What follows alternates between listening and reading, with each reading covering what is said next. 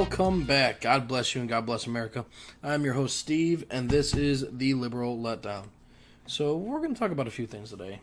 Some illegal immigrant nonsense, some Muslim stuff, or Islam, and some Kavanaugh stuff. Now, the Kavanaugh stuff is all supposed to be aimed, pity Christine Ford, and she's the victim, and she's got nothing to lose, and he's got nothing to lose because he's a man, so you got to remember that one. That's key, whatever.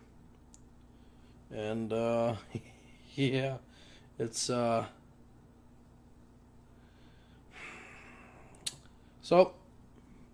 this is just a title of the first piece. It's discussing Kavanaugh. It's a Washington Post piece, so it's just garbage. And it's titled, Kavanaugh accuser Christine Blasey Ford moved 3,000 miles to reinvent her life. It wasn't far enough. So, I'm not going to go into the article because it's that bad. But the title insinuates what? This woman moved immediately after it happened. She couldn't start a life. She couldn't get things together. She couldn't function and focus and act as a human being because of this ordeal. Now, I think it's all garbage. I think every bit of it is just dumb. I think her accusation is false. I don't even believe her at all. And nobody else does. Nobody else has come out and said, even closely, yeah, it happened. Nobody. Why should I believe it? She's given zero evidence. She can't remember a day. She can't remember a month. She can't remember a year. She can't remember a house. She can't remember a party. And you want me to go ahead and believe that this woman was groped? I mean, let's be realistic. She was groped. She wasn't raped. If that's sexual assault, then I think that every hormonal teenage boy in high school has done that. And they're not found guilty of rape, sexual assault. I mean, realistically, most girls nowadays like being held down and gagged and touched. If she was at a party with kids that were drinking and she willingly went into a room, I just don't get it. I really don't. And I don't believe it. And she has no credibility.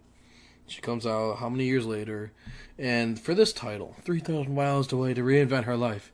She supposedly was 15 or something when it happened. Wasn't close. So, she doesn't remember a year, but she remembers an age. That right there, that should set red flags. She doesn't remember a year, but people have remembered her she's remembered her age. Does that not raise any type of red flags to anybody? So there's hole one. It wasn't far enough. She didn't move after it happened. She made no life changes at all after it happened. She was a child. Neither did Kavanaugh, because he didn't do anything wrong. I just don't believe he did. I refuse to believe, after what she has stated as fact, when no evidence is real at all. So we go to the article I'm going to talk about. The New York Times came out with a piece, and it was titled, Kavanaugh has no rights to presumption of innocence. Politics should decide his guilt instead. I think this is hysterical. Because, who's going to win with that, right? Not Kavanaugh. Because you have all these political hacks that are just, oh no, defend Brett. Oh no, he did it wrong. He bad Brett. And I just think it's dumb. I think it's really dumb. If the man was guilty and I thought he was guilty and he was guilty, I'd call him a piece of garbage and he was guilty. But I don't think he is, because there's no evidence that says he is. He denies being at a party. His friend denied being there. The one who supposedly jumped on the bed and scattered him around. I don't see any type of truth that can come from this. I don't see any truth at all that it's there. That there's any base behind it. So all right. Let me start reading this. Thursday, New York Times published an opinion piece by former Obama White House lawyers Kate Shaw, arguing that traditional due process protections such as the burden of proof beyond a reasonable doubt, the presumption of innocence, and the right to confront and respond to an accuser are not necessary for the purposes of determining if Brett Kavanaugh sexually assaulted Christine Blasey Ford more than 35 years ago, whether he served on the Supreme Court, or whether he should serve on the Supreme Court. This woman was a lawyer.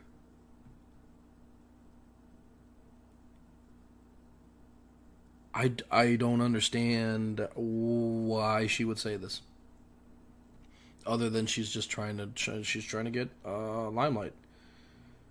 There's no reason. She knows damn well that's not true. She was a lawyer. Come on. She passed a bar exam. She worked for how many years to have this title, and she is stupid. Like, really stupid to say something like this. Anybody that comes out and says that his assumption of innocence before proven guilty is wrong is stupid. Just flat out. Come on, you ever seen an episode of Cops? Live PD. The criminals or the people arrested are presumed innocent until proven guilty. Because that is the way law works. That is the law in this country. That's how it's been. That's how it's always going to be. That's how it works. And you're just going to flat out say, no, I don't think that's necessary. No, I don't think so. I don't agree with that at all.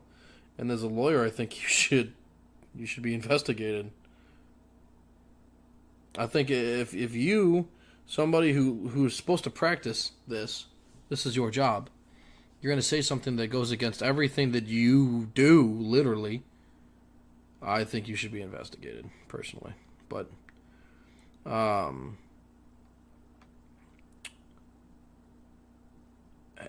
she wrote a piece, and it titled, "How Strong Does the Evidence Against Kavanaugh Need to Be?" What? Here's a little snippet. It's natural to place this sort of accusation within a criminal justice framework. The burden of proof beyond a reasonable doubt, the presumption of innocence, the right to confront and respond to an accuser. If Judge Kavanaugh stood criminally accused of attempted rape, all of that would apply with full force. But those concepts are a poor fit for Supreme Court confirmation hearings, where there's no presumption of confirmation and there's certainly no burden that facts be established beyond a reasonable doubt. What? So she's saying that he should lose his nomination and not be confirmed because of an accusation. That's it. That is it. And I think that is unbelievable. You will never have, if this holds true, if this happens, you will never ever have another male Republican in the Supreme Court. Doesn't even necessarily need to be white. Just a male Republican in the Supreme Court. And I think that's abundantly wrong.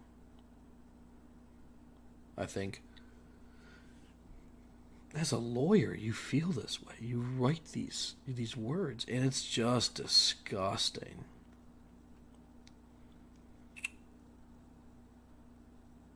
What matters here isn't law as much as politics. What? She wrote this. Isn't law as much as politics? So what? This Me Too movement, this whole, oh my God, not it's my body, it's my murder, it's my abortion. That's what's doing this? Politics? I don't think Kavanaugh's going to do it. I personally don't think Kavanaugh is going to overturn Roe. I don't. I've said it before. I don't think he's the vote. I want him to be. I don't think he is. Every single Democrat I have talked to has yelled at me, called me a racist, homophobic, xenophobic piece of garbage.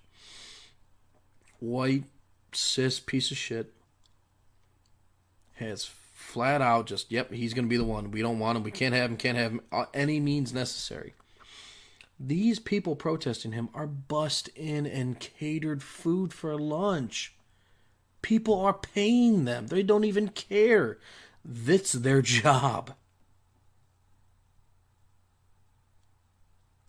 And we believe them. People are believing them.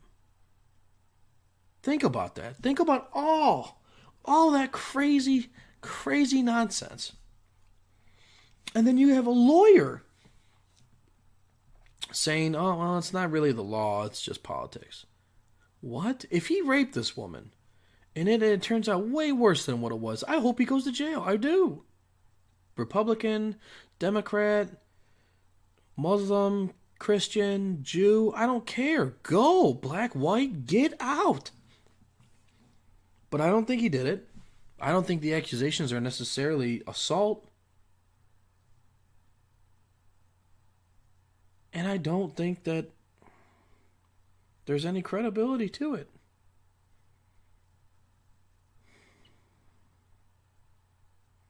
I don't believe it. And for a lawyer to sit here and write this in the New York Times, and then for the New York Times to post it, it's just such a hatchet job. And I hope he gets confirmed. And I hope it's a landslide. And then I hope he overturns Roe. I hope he overturns Roe. And I hope he throws in all these degenerate faces. All these people who just want to frickin' murder babies because they suck at life. That's what I hope for. That's my hope. All right, we're going to go ahead and we're going to move on to some Islam radicalism nonsense. So this one's from Fox. Iran allows Al-Qaeda operation within its borders, says report. So that's really not okay. Not a big fan of these guys. Kind of dislike them.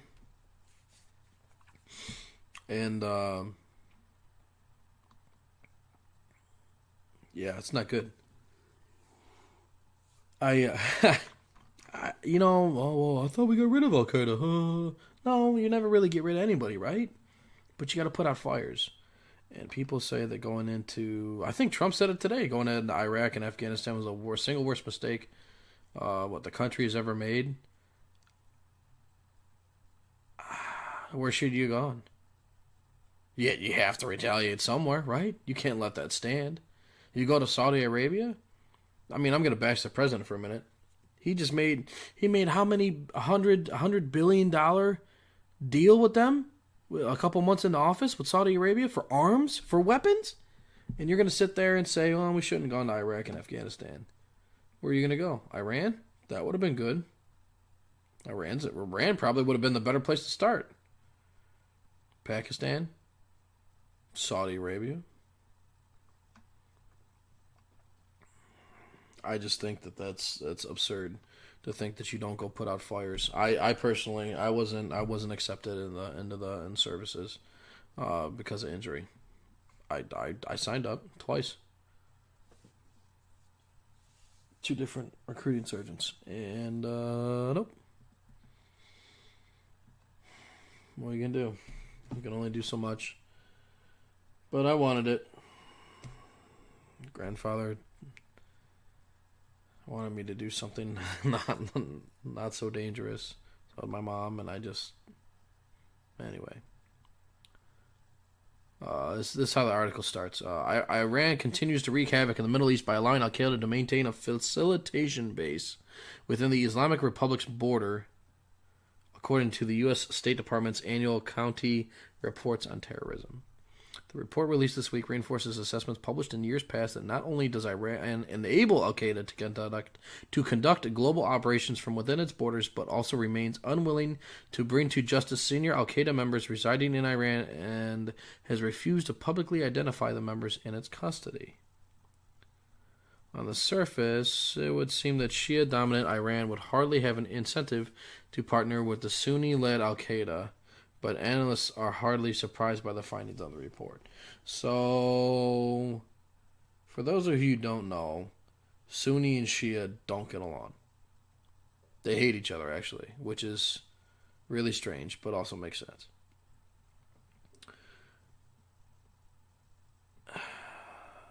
And the analysts say it's hardly surprising. I think that's actually very surprising.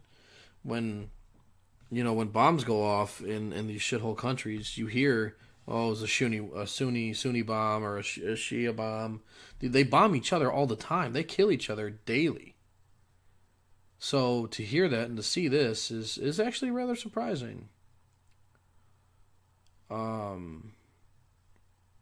Here's a quote. This has been known within the U.S. intelligence community for years. Although Iran and Al-Qaeda are at odds in Syria and Yemen, the Iranian regime has allowed this core pipeline to exist since well before Osama bin Laden's death. Tom Jocelyn, Senior Fellow at the Foundation of Defense of Democracies. Huh. That is interesting.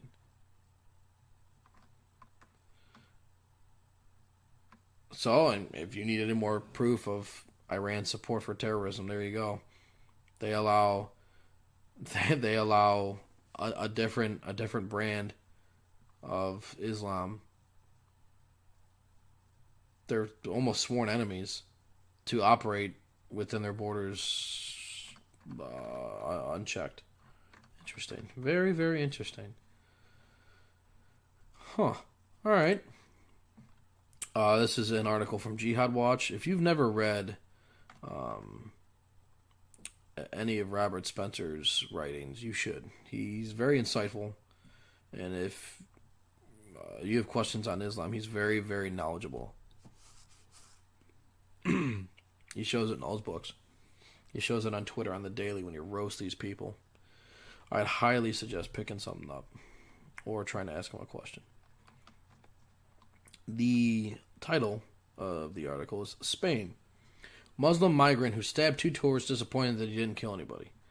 There you go. What else do you need to know? So, of course, people say, oh, well, you're just being racist. You're a xenophobe. No, these people do this all the time. And it's based on religion. When white people go around and they stab other white people, they're not saying, oh, well, you're a redneck and I don't like you, or you're a rich person and I don't like you. It's because they're degenerates. They're just pieces of garbage. They don't scream, Aloha snack bar, and they go ahead and stack these people. When a black guy does it to another black person, or a black woman, anybody, black on black, they don't sit there and say, well, you're poor, or, oh, you're wealthy. It's just stab. Sometimes there are racist motives between white and black and white. White and Hispanic and white. Hispanic and black, too. I mean, it's everywhere. But none of them sit there and, oh, I did it because I'm a Christian. None of them. Oh, I did this because I'm a Jew. None of them. And you're going to tell me that this is a religion of peace? These are good people. They love everybody. They don't bring violence anywhere. It's just garbage. And I encourage you to throw it in every single liberal's face. Eat shit. These are disgusting human beings. They treat anybody who doesn't believe as they do as animals. They do. It's proven time and time again. They are disgusting people. And to sit here, I don't even need to read into the article. I already know what it's about. You don't even need to read into it. Don't even need to read into it because you know damn well what he was about, why he did it, what his motives were, because it is the exact same for everything. And it always has been, and that's always going to be the plan. And he's just sad that he didn't kill anybody. That's upsetting. Mainly because his life's over. And he's not going to be able to go to the promised land. I don't know. Zero remorse. Zero remorse for these people. Why? Why would you sit there and champion those who would kill you? Literally. I don't understand it. I truly, truly don't. Here's another article you don't even really need to read into. Widow slams twice deported illegal alien responsible for husband's death. Prosecutor says main issue here is drunk driving. Are you kidding me? Is drunk driving an issue? Yeah, people take things for granted. They absolutely do. That's not going to surprise anybody. It's really not and shouldn't. You what? But that's not the main issue here. Twice deported. Twice. Killed her husband. Indianapolis Colts linebacker. Yeah, Edwin Jackson. That's right. The Colts linebacker got killed by one of these guys. I forgot about that. 16 year in jail. That's what it is. That's what the sentence was. And it wasn't served. Justice was not served. Excuse me. I don't understand. It's an illegal drunk driver. Illegal alien drunk driver. And, this was the same guy. Let me read this. This was the same guy that killed Edwin Jackson, the linebacker for the Colts. This is the wife of the Uber driver, Jeffrey Monroe, who's speaking out. And I think that she's right.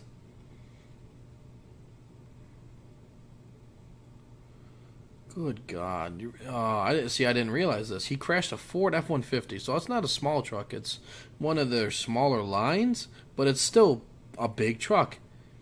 Into a stopped vehicle on the shoulder of a freeway. I don't understand why people defend animals. If this had been a white guy, racist. Edwin Jackson was black. Racist, racist, racist. Dumb. Go to jail. Death penalty. He's an illegal alien. He was here illegally. He killed 2 people. He got 16 years. And I don't know necessarily if that was enough. I don't think it was, actually. Guy killed a cop. Drunk driver killed a cop around here. I believe his sentence was 20 years.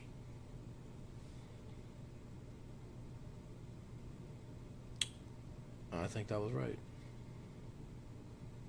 I think he's a piece of garbage and he deserves nothing. Not because he was a cop, they died, but because he killed somebody and he was drunk and he knew what he was doing. Not only was he drunk, he was high as shit on drugs. And I just have zero remorse for degenerates. I don't. I was a degenerate. I got my DUI. I got lucky. And I didn't hurt anybody. I don't do that no more. I can't take the risk. Why? Go to jail? No. For what? For what? Drink at home. Have somebody else drive you. Drink very little. Drink early. Sober up. Don't be a piece of garbage. Plan accordingly. Life is not about having a good time. Because what does that even mean? What does that mean? What does having a good time mean? Most people say, "Oh, it's going out drinking, having fun with friends." What's having fun? What is everybody's definition of having fun's different. Some people like playing board games. Some people like doing shots off strippers' tits. I don't know what that is. I don't know what your version of fun is. My version of fun was closer to shots and strippers' tits. Now it's closer to board games. Everybody's different. So when you say, "I just want to go out and have a good time," doesn't mean you got to get shit-faced and then get in your car. It's just dumb. It's dumb and it's unsafe. And those who heed the warning, who think they're invincible, you're not. Like I said, I got lucky. I wasn't invincible. People should know. People should know, and they should absolutely reap the benefits. You do the crime, you got to do the time. It's a common phrase. Thank you for listening. God bless you. God bless America.